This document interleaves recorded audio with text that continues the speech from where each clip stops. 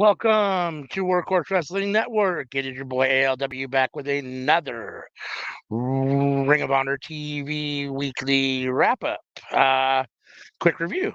This is episode 60. This was from last night, April 18th, 2024. Um, we have Ring of Honor. It started off with uh, Brian Keith versus Aaron Solo.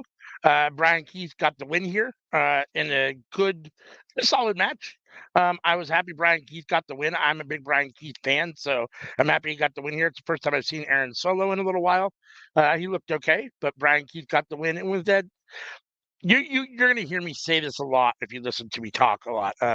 This was a Brian Keith showcase for all intents and purposes. Aaron Solo was there, but this was supposed to make Brian Keith look good, and they did that, and Brian Keith looked good coming out of it. Let's see. Then we had Lance Archer and the Righteous defeating John Cruz, Damian Chambers, and Savion Truitt. Again, here we have basically Lance Archer and the Righteous in a squash/showcase match that's supposed to make them look good. John Cruz, Damian Chambers, and Savion Truitt didn't really have much offense.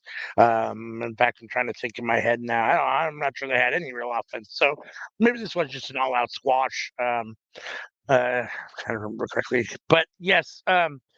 Either way, Lance Archer and the Righteous get the win. I do like Lance Archer with the Righteous. I like that little group together. I don't know why they don't just make him a permanent member and call them all. Could just let him be part of the Righteous instead of having to refer to him as Lance Archer and the Righteous. But okay. Let's see. Moving right along, we had a video package of Tony Nese being hyped up. Said that no one, not even AI, could design a wrestler, could make a wrestler more prolific than Tony Nese. That he fits all of the things you would want in a wrestler. Then we had that. Then it went on to basically a Premier Athletes promotion or segment where they were backstage with Mark Sterling. Mark Sterling said they went to extreme training, which was phase one of the plan, alongside with their victory last week at Supercard of Honor, and that they were ready to move on to phase two, uh, which would be starting tonight. We don't exactly know what phase two is, but it will be starting tonight. So, Premier Athletes, Arya Davari, Tony Nese, and um, not Josh Briggs, Josh Woods.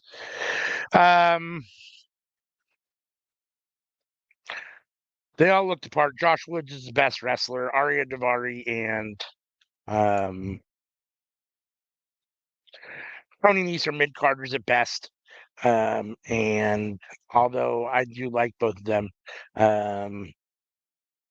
this is not ever going to be a dominant faction. I don't think, even on Ring of Honor. I don't think they have it together. But we'll see.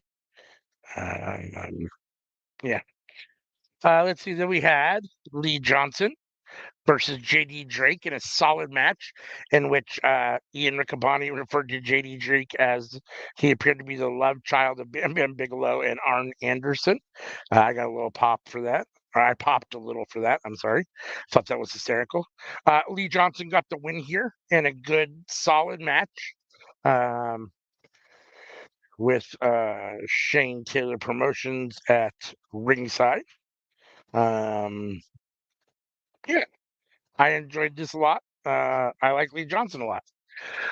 We then had Abaddon and defeat Allison Kay. One half of the Hex, former NWA Tag Team Champions, with Marty Bell, who actually wrestled later in tonight's card. They both took losses, unfortunately. Abaddon looks good here. She has her new look that she's had for a little while. It's about the third or fourth time I've seen her with her new kind of look. It's still that scary, kind of zombie-ish, crazy. I don't know what she's supposed to be exactly, but it's different color, it's different face paint. It's a slightly different look to that same theme though. Um, and she looked good in the win here. I don't know. I wouldn't mind seeing Abaddon versus Athena at some point. I'm here for that. Uh, I like Abaddon. I think she deserves a shot at some point. So yeah, let's do that. Let's see. Then we had backstage with Taya Valkyrie, who is talking about Johnny TV rehabbing his abs after Supercard of Honor and his grudge match with Dalton Castle, and that she will be carrying the TV family workload tonight in her match, in her six-woman match, where she will be teaming with with Layla Gray and Diamante to face Layla Hirsch, Kiera Hogan, and Trish Dora, which we'll talk about shortly here. It's actually after our next match. Our next match was in the Infantry versus the Iron Savages. The Infantry got the win. After the match, the Premier Athletes attacked the Infantry. And Dalton Castle came down to make the save. He was followed by Mark Briscoe, Brian Keith, and Lee Johnson. So there was this was kind of this ended in the match ended fine, but then the post match scrum melee, whatever you want to call it, kind of involved a lot of different people and moving pieces. So it'll be interesting to see exactly where this is going. Is this the Infantry versus Premier Athletes? Is that the feud? If so, why are Briscoe, Keith, and Johnson involved? What is Dalton Castle's? What does he have to do with any of it? And what's his? Why is he invested at all? So I guess we'll see. Time will tell. Let's see. Then we had Layla Hirsch, Kiera Hogan, and Trisha Dora versus Taya Valkyrie, Layla Gray, and Diamante, which I mentioned earlier. Hirsch, Hogan, and Adora got the win here, which is good for them. Trisha Dora can use all the wins she can get, even if it isn't a, trios tag match. Huge fan of Layla Hirsch. I like Taya. I'm so on Layla Gray and Diamante. I think they're both okay wrestlers. Diamante being a little bit better, but I'm not overly hot on either of them. Um, so this match definitely was. I don't want to say the low point of the night because it was an okay match, but for me it was probably the least exciting match of the night for me this week this week on Ring of Honor. Let's see. Then we had Griff Garrison backstage with Maria Kanellis and Cole Carter. And they're talking about Serpentico's mask and how they use it as a stepping stone for attention. And that they'd be definitely down Cole Carter, Griff Garrison for a match against Serpentico and Angelico.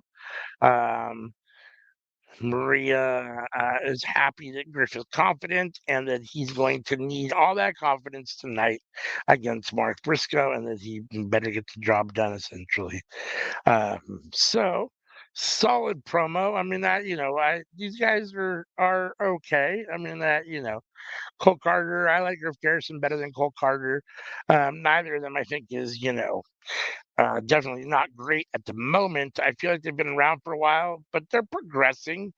When you compare them to say somebody like a Hook, or I'm trying to think of anybody else that I could think of that I feel like hasn't really developed as well as they should have. But if you compare them to Hook, they're definitely developed better than that. So it is what it is. But yeah, this was a solid six-woman tag match, and the baby faces got the win.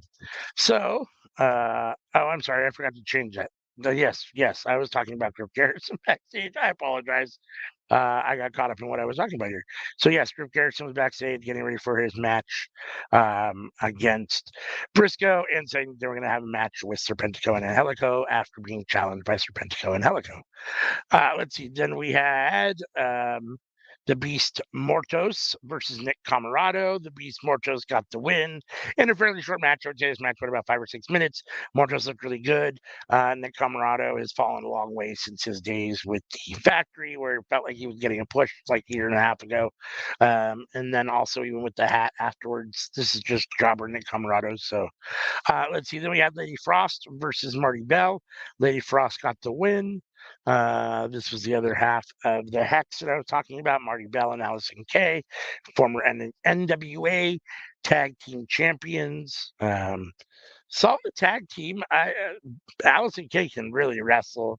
And she shouldn't be taking losses, too many of them anyhow, if they want to give her any kind of legitimacy at some point to bring her to AEW and make her part of the AEW women's roster. But I guess we'll see. Lexi Nair backstage with Nick Camarado. This is obviously post his match that he just had. And they were talking to Jacoby Watts interrupted and is offering to bring Nick Camarado to the light. So this is an ongoing story. Last week, Watts did the same thing, basically trying to recruit Camarado. So we'll see if it ends up if Nick ends up joining him or not. It can't hurt Nick. I mean, there's no reason for Nick not to. All it could do is probably help him because the faction will get more airtime, which means he'll be on TV more. Plus, I think he benefits from having guys around him. I think he's talented, and I think that he's okay, just in general. But if you can, you can put him in a group where you have a charismatic leader and someone else that can kind of carry the ball for you, most of the talking and that kind of stuff for him, I think that's the best situation for him. So again, I guess we'll ultimately see what ends up happening. Let's see. Then we had the I don't even know what to call him. John Silver and Alex Reynolds. I'm sorry, John Silver and Evil Uno defeated Zach Patterson and Frank Milano. And this is Dark Order. They just refer to him as John Silver and Evil Uno. They didn't even really refer to him as Dark Order. How far Dark Order has fallen from where they were. They were on AEW. Trios champions at one point. So, and competing at almost the highest level of the tag team division at minimum. And some of these guys had even gotten decent singles matches against some main event wrestlers. So Evil Uno, Dark Order has fallen a lot, which is unfortunate because I'm a huge fan of them. But John Silver and Evil Uno did get the win here over Zach Patterson and Frank Milano, two people I'm not familiar with, a couple of jobbers essentially. And this was, I guess, a Dark Order showcase. I'm not sure why you have to have a Dark Order showcase when everyone knows who Dark Order is. You just need to bring back Stu Grayson, and you need to let the Dark Order be the Dark Order. And then ultimately we had our main event for the night, which was Mark Briscoe versus Griff Garrison. They gave Griff a fair amount of offense here. They made Mark got the win, defended his title, but Griff looked good. Or not defended the title, I apologize. This was a proving grounds match. If Griff had won, he could have gotten the title match against Mark. He did not get the win. Mark got the pin. However, Griff looked okay in defeat. He had some decent offense at times.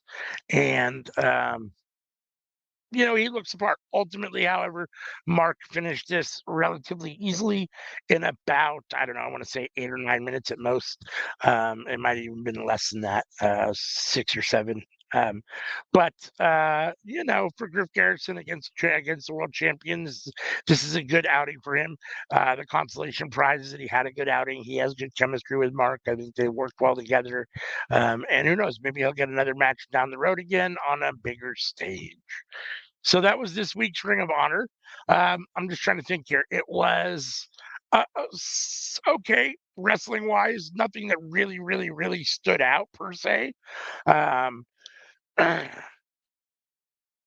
Wrestling wise, there were a couple of okay segments. I would say overall this was a little bit of a down week, but hopefully it will be better next week. And yeah, please come back next week and join me again as usual for our new weekly Ring of Honor TV recap. Sorry for all the ums. Uh, until next time, peace. Oh, make sure, if you're not yet, subscribe to Workhorse Wrestling Network. Hit the bell to be notified. Hit the like on this video. If you're not satisfied, or if you're not subscribed, do, and then hit that bell, and you'll be notified every time we drop content. We do have a show. We've got Seeing Stars on Monday, the Cookout on Tuesday. Then we have shorts during the week, supplementing all the other shows that we watch during the week. Then we have Friday Night Fights, which is watching SmackDown and Rampage live, providing live reactions and responses. And then we have Saturday Night Is All Right, which is our Collision watch along, and then the other pay per view. And then Sunday is open usually. So, all right. Until next time, thank you so much, and hope you enjoyed.